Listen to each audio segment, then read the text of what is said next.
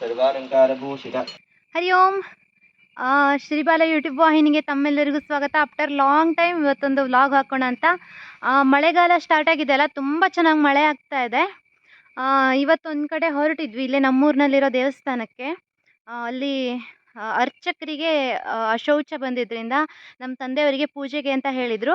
So ಈಗ ಅಪ್ಪ ಹೋದರು, ಬೈಕಿನ ಮೇಲೆ ಹೋದರು. ಇಬ್ಬರು ಬೈಕಲ್ಲಿ ಹೋಗೋಕ್ಕಾಗಲ್ಲ ಅಂತ ನಾನು ನಡ್ಕೊಂಡು ಹೊರಟಿದ್ದೀನಿ. ಸೊ ಇವಾಗ ಹೋಗ್ತಾ ಇದ್ದೀನಿ, ಹಾಗೆ ನಿಮ್ಮನ್ನು ಕರ್ಕೊಂಡು ಹೋಗ್ತೀನಿ, ನಮ್ಮೂರು ದೇವಸ್ಥಾನ ತೋರಿಸ್ತೀನಿ, ಬನ್ನಿ.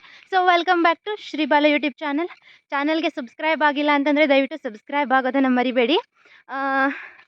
ಜಾಸ್ತಿ ವ್ಲಾಗ್ಗಳನ್ನು ಹಾಕ್ತಾ ಇಲ್ಲ ಇತ್ತೀಚೆಗೆ. ವ್ಲಾಗ್ ಇರ್ಬೋದು, ವೀಡಿಯೋಸ್ ಇರ್ಬೋದು, ಯಾವುದನ್ನು ಹಾಕ್ತಾ ಇಲ್ಲ. ಯಾಕಂದರೆ ನನಗೆ ಇಲ್ಲಿ ನೆಟ್ವರ್ಕ್ ಸಮಸ್ಯೆ ಆಗುತ್ತೆ.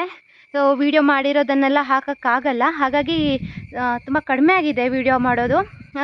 ನೀವು ನನ್ನನ್ನು ಇನ್ಸ್ಟಾಗ್ರಾಮ್ನಲ್ಲಿ ಫಾಲೋ ಮಾಡಿಕೊಂಡ್ರೆ ಅಲ್ಲಿ ನಾನು ಡೈಲಿ ಮಿನಿ ವ್ಲಾಗ್ಗಳನ್ನು ಹಾಕ್ತೀನಿ. ಸೊ ನೀವು ಅಲ್ಲಿ ನನ್ನ ನೋಡ್ಬೋದು, ಶ್ವೇತಾ ಭಟ್ ಅಂತಲೇ ಇದೆ ಅಲ್ಲಿ ಕೂಡ.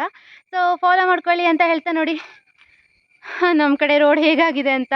ಮಣ್ಣಿನ ರೋಡ್ ಅಲ್ವಾ, ಇಲ್ಲಿ ಡಬಲ್ ಸೀಟ್ ಹೋಗೋಕ್ಕಾಗಲ್ಲ. ಹಾಗಾಗಿ ಅಪ್ಪ ಬೈಕಲ್ಲಿ ಹೋದರು, ನಾನು ನಡ್ಕೊಂಡು ಹೋಗ್ತಾ ಇದ್ದೀನಿ. ಹತ್ತಿರ, ತುಂಬ ಏನು ದೂರ ಏನಿಲ್ಲ ದೇವಸ್ಥಾನ. ಸೊ ಬನ್ನಿ, ಸ್ಟಾರ್ಟ್ ದ ವ್ಲಾಗ್. ಸುಮಾರು ಯಲ್ಲಾಪುರ ತಾಲೂಕಾ ಸಂಕೀರ್ಣದಿಂದ ಸುಮಾರು ಒಂದು 24-25 ಕಿಲೋಮೀಟರ್ ದೂರ ಆಗ್ಬೋದು ಈ ದೇವಸ್ಥಾನ. ಗೋಪಾಲಕೃಷ್ಣ ದೇವಸ್ಥಾನ ಇದು. ತುಂಬ ಜನ ಇಲ್ಲಿ ಮಕ್ಕಳಾಗದೇ ಇರುವಂತಹವರು ಮತ್ತು ಏನಾದರೂ ಕೋರಿಕೆ ಇದ್ದಂತಹವರೆಲ್ಲ ಇಲ್ಲಿಗೆ ಬರುವಂತಹದ್ದು ವಾಡಿಕೆ, ಬರ್ತಾ ಇರ್ತಾರೆ ದೇವಸ್ಥಾನಕ್ಕೆ. ಅದನ್ನು ಬಿಟ್ಟರೆ ಇಲ್ಲಿ ಗೋಕುಲಾಷ್ಟಮಿ ದಿನ, ಕೃಷ್ಣಾಷ್ಟಮಿಯ ದಿನ ತುಂಬ ಚೆನ್ನಾಗಿ ಅಷ್ಟಮಿ ಹಬ್ಬ ಎಲ್ಲ ಮಾಡ್ತಾರೆ. ಅದನ್ನು ಬಿಟ್ಟರೆ ಇದರಲ್ಲಿ ದೀಪಾವಳಿಲಿ ಒಂದು ಕಾರ್ಯಕ್ರಮ ಆಗುತ್ತೆ. ಆಮೇಲೆ ಮಕರ ತಿಂಗಳಲ್ಲಿ ವಾರ್ಷಿಕೋತ್ಸವ ಅಂತ ಮಾಡ್ತಾರೆ ಜನವರಿಯಲ್ಲಿ. ಇದಿಷ್ಟು ಇಲ್ಲಿ ಈ ದೇವಸ್ಥಾನದಲ್ಲಿ ಆಗುವಂಥ ಕಾರ್ಯಕ್ರಮ. ಸುಮಾರು ಒಂದು 300-400 ವರ್ಷ ಹಳೆಯ ಇತಿಹಾಸ ಇರ್ತಕ್ಕಂತಹ ಒಂದು ದೇವಸ್ಥಾನ ಇದು. ಮುಂಚೆ ಬೇರೆ ಕಡೆ ಇತ್ತು. ಅದಾದಮೇಲೆ ಅಲ್ಲೇನೋ ಸಮಸ್ಯೆ ಆಗಿ, ಅಂದರೆ ಅಲ್ಲಿ ಜನವಸತಿ ಕಡಿಮೆ ಆಯಿತು, ಏನೋ ಸಮಸ್ಯೆ ಆಗಿಬಿಟ್ಟು ಇದನ್ನು ಈ ಕಡೆ ಶಿಫ್ಟ್ ಮಾಡಿದ್ದಾರೆ. ದೇವಸ್ಥಾನ ಹೇಗಿದೆ ಅಂತ ತೋರಿಸ್ತೀನಿ, ಬನ್ನಿ. ಇದೇ ನಮ್ಮೂರಿನ ದೇವಸ್ಥಾನ. ಎಂತಹ ಸುಂದರವಾದಂತಹ ಪ್ರದೇಶದಲ್ಲಿದೆ ನೋಡಿ. ಸುತ್ತ ಗದ್ದೆಯ ಬಯಲು, ಅದರ ಆಚೆ ಗುಡ್ಡ, ಅದರ ಮುಂದ್ಗಡೆ ಕೃಷ್ಣನ ಆವಾಸ ಸ್ಥಾನ. ಮಳೆಗಾಲ ಶುರುವಾಗಿರೋದ್ರಿಂದ ನೋಡೋದಕ್ಕೆ 2 ಕಣ್ಣು ಸಾಲಲ್ಲ ಕೃಷ್ಣನ, ಅಷ್ಟು ದೇವಸ್ಥಾನ ಅದ್ಭುತವಾಗಿದೆ. ದೇವಸ್ಥಾನ ಚೊಕ್ಕವಾಗಿಯೇ ಇತ್ತು. ಅದನ್ನ ನಾನು ಇನ್ನೊಮ್ಮೆ ಸ್ವಚ್ಛ ಮಾಡ್ಕೊಳ್ಳೋಣ ಅಂತ ಎಲ್ಲವನ್ನ ಸ್ವಚ್ಛ ಮಾಡಿಕೊಂಡು, ಆ ನಂತರ ಪೂಜೆಗೆ ಬೇಕಾದಂತಹ ಹೂವು, ತುಳಸಿ, ಮತ್ತೆ ದೀಪ, ಹಣ್ಣು, ಕಾಯಿ ಎಲ್ಲವನ್ನ ತಯಾರಿ ಮಾಡ್ಕೊಳ್ತಾ ಇದ್ದೆ. ದೇವಸ್ಥಾನದ ಸುತ್ತಲೂ ಈ ರೀತಿಯಾದಂತಹ ತುಳಸಿ ಗಿಡ. ಇಲ್ಲಿ ಬಂದರೆ ಸಾಕು, ತುಳಸಿಯ ವಾಸನೆ ಬರುತ್ತೆ, ಘಮ್ ಅಂತ ಮೂಗಿಗೆ ಅಡರುತ್ತೆ. ಅದ್ರ ಜೊತೆಗೆ ಇಲ್ಲಿ ಆಕಳುಗಳಲ್ಲೆಲ್ಲ ಮೇಯೋದಕ್ಕೆ ಅಂತ ಬಿಟ್ಟಾಕಿದ್ದಾರೆ. ನೋಡೋದಕ್ಕೆ ಮನಸ್ಸಿಗೆ ಎಷ್ಟು ಖುಷಿ ಆಗತ್ತೆ ಅಂತಂದರೆ, ನಿಜವಾಗ್ಲೂ ಗೋಪಾಲಕೃಷ್ಣ ಇಲ್ಲಿ ಇದ್ದಾನೆ ಅನ್ನೋ ಥರ ಒಂದು ಫೀಲ್ ಆಗುತ್ತೆ. ಈ ತುಳಸಿ ಗಿಡ, ಆಕಳುಗಳು, ಆಮೇಲೆ ಇಲ್ಲಿ ಸುತ್ತ ಪರಿಸರ ಎಲ್ಲ ನೋಡ್ತಾ ಇದ್ದರೆ ತುಂಬ ಖುಷಿ ಆಗತ್ತೆ. ಸೊ ನಾನು ನಿಮ್ಗೆ ಹೇಳೋವಂಥದ್ದು ಏನಂದರೆ, ನಿಮಗೆ ಮನಸ್ಸಿಗೆ ಸಮಾಧಾನ ಬೇಕು ಅಂತಂದರೆ ದಯವಿಟ್ಟು ಈ ರೀತಿಯಾದಂತಹ ಜಾಗಕ್ಕೆ ಹೋಗಿ. ಶಾಂತವಾಗಿರ್ತಕ್ಕಂತಹ ವಾತಾವರಣ, ಜೊತೆಗೆ ಅಲ್ಲಿ ಆ ಒಂದು ದೇವಸ್ಥಾನಕ್ಕೆ ಹೋದಾಗ ಆ ದೇವರು ಅಲ್ಲಿ ಇದ್ದಾನೆ ಅಂತ ನಮ್ಗೆ ಅನ್ನಿಸ್ಬೇಕು, ನಮ್ಮ ಮನಸ್ಸಿಗೆ ಆ ಫೀಲ್ ಆಗಬೇಕು. ಆ ರೀತಿ ಆದಂತಹ ದೇವಸ್ಥಾನಗಳಿಗೆ ಹೋಗಿ ಮನಸ್ಸು ಶಾಂತಿ ಬೇಕು ಅಂತ ಎಲ್ಲೆಲ್ಲೋ ಅಲ್ದಾಡ್ತೀರಿ, ಎಲ್ಲೆಲ್ಲೋ ಹೋಗ್ತೀರಿ. ಅದ್ರ ಬದಲಾಗಿ ಈ ರೀತಿ ದೇವಸ್ಥಾನಗಳಿಗೆ ಬರೋದರಿಂದ ನಿಮ್ಗೆ ನಿಜವಾದಂತಹ ಮನಃಶಾಂತಿ ಏನು ಅನ್ನುವಂತಹದ್ದು ಅರ್ಥ ಆಗುತ್ತೆ ಅನ್ನುವಂತಹದ್ದು ನನ್ನ ಒಂದು ಅಭಿಪ್ರಾಯ. ನೀವು ಮಾಡಲೇಬೇಕು ಅಂತಲ್ಲ, ಬಟ್ ಅದನ್ನು ಮಾಡೋದ್ರಿಂದ ನಿಮಗೆ ಮನಸ್ಸಿಗೆ ಇನ್ನಷ್ಟು ಹೆಚ್ಚು ಖುಷಿ ಆಗುತ್ತೆ. ಯಾಕಂದರೆ ಕೃಷ್ಣನ ಈ ಘಂಟಾನಾದ ಇರ್ಬೋದು, ಈ ತುಳಸಿ ವಾಸನೆ ಇರಬಹುದು, ಆಕಳುಗಳ ಈ ಕಿಣಿಕಿಣಿ ಶಬ್ದ ಇರ್ಬೋದು, ಮನಸ್ಸಿಗೆ ಎಷ್ಟೊಂದು ಮುದ ಕೊಡುತ್ತೆ. ಜೊತೆಗೆ ನಮ್ಮ ಮನಸ್ಸಿನ ಭಾರ ಎಲ್ಲ ಇಳಿದಂತಹ ಅನುಭವ.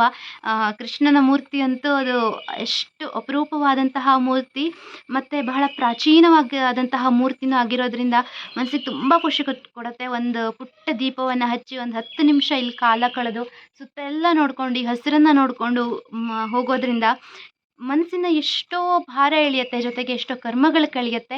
ಸೊ ನೀವು ಕೂಡ ಈ ದೇವಸ್ಥಾನಕ್ಕೆ ಸಾಧ್ಯ ಆದರೆ ಭೇಟಿ ಕೊಡಿ.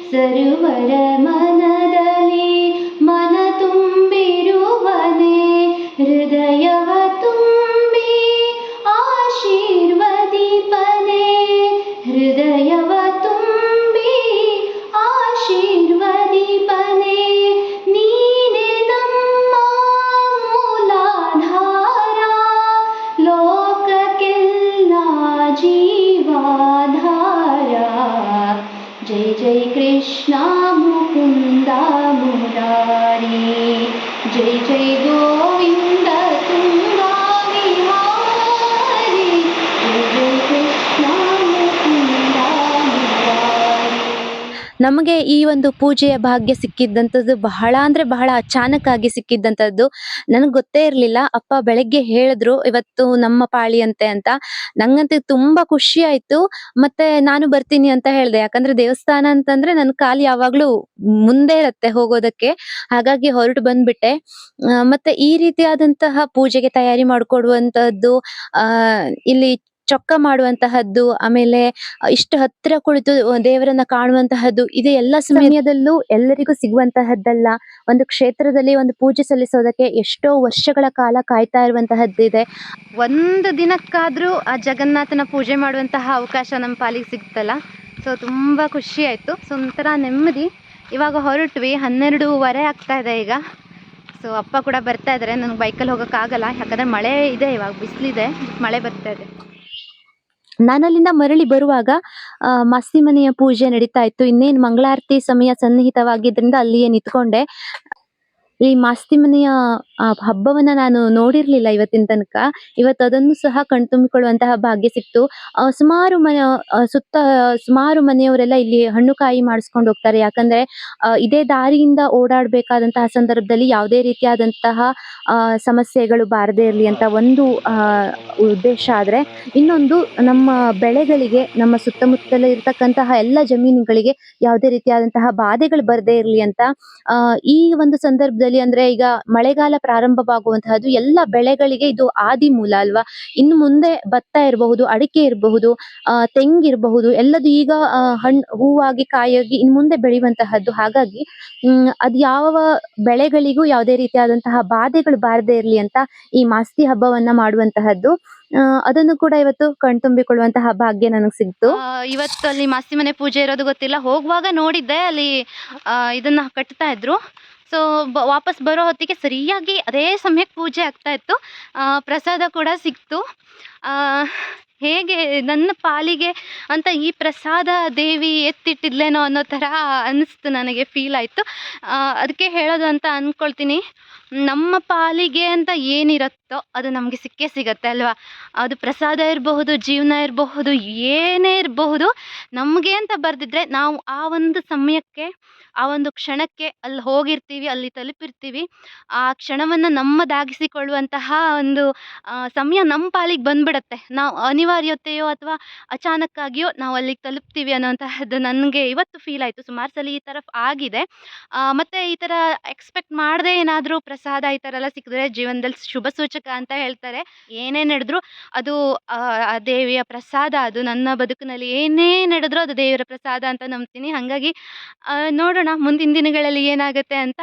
ಸೊ ಇಷ್ಟೋ ತನಕ ನನ್ನ ಜೊತೆಗಿದ್ದು ವ್ಲಾಗನ್ನು ನೋಡಿದ್ದಕ್ಕೆ ಥ್ಯಾಂಕ್ ಯು ಸೋ ಮಚ್. ಮುಂದಿನ ವ್ಲಾಗ್ನಲ್ಲಿ ನಾವು ಮತ್ತೆ ಭೇಟಿಯಾಗೋಣ. ಸೊ ಮತ್ತು ಯಾರಿಗೆ ನನ್ನ ಡೈಲಿ ಅಪ್ಡೇಟ್ಸ್ಗಳನ್ನು ನೋಡಬೇಕು ಅಂತಿದೆಯೋ ಅವರು ದಯವಿಟ್ಟು ಇನ್ಸ್ಟಾಗ್ರಾಮ್ನ ಫಾಲೋ ಮಾಡ್ಕೊಳ್ಳಿ.